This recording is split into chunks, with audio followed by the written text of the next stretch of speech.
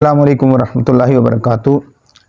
जो अहबाब मेरी इस वीडियो को पहली दफ़ा मुलाहिज़ा फरमा रहे हैं या जो अक्सर मेरी वीडियोस देखते रहते हैं, तमाम की खिदमत में मेरा सलाम अर्ज़ है। आप जवाब में वालेकुम अस्सलाम वरहमतुल्लाहि वबरकातुहू कह दीजिए।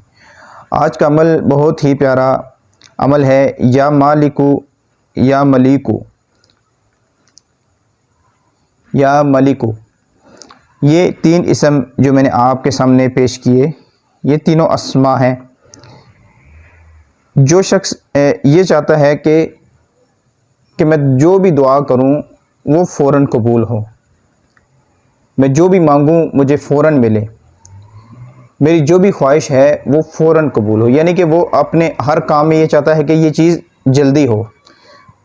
लेकिन बाज़ टाइम उस शख्स के साथ ऐसा हो रहा होता है कि वो जो काम करता है वो देर से होता है, तो उसके दिल की फिर ये तमन्ना बन जाती है कि या अल्लाह कोई अमल हो मेरे पास, या कोई ऐसी चीज़ हो कि जिसको मैं करूं तो मेरा हर काम फौरी तौर पर हो जाए।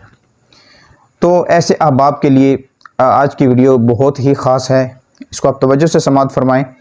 ये जो मैंने अस्मा आपके सामने पेश किए, इनमें से कोई भी एक इसम आप इसको ले लें।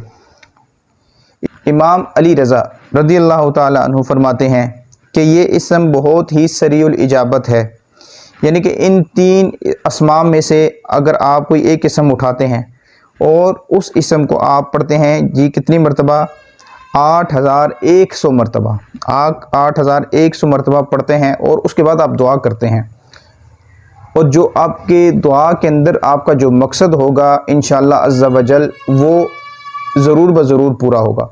अब ये अस्मा मैंने आपके सामने पेश कर दिए हैं, तो आप इन तीन अस्मा में से कोई भी इसम आप ले लें, तो एक वक्त मुकर्रर कर लें, तो उस वक्त में इस अमल को आप करें।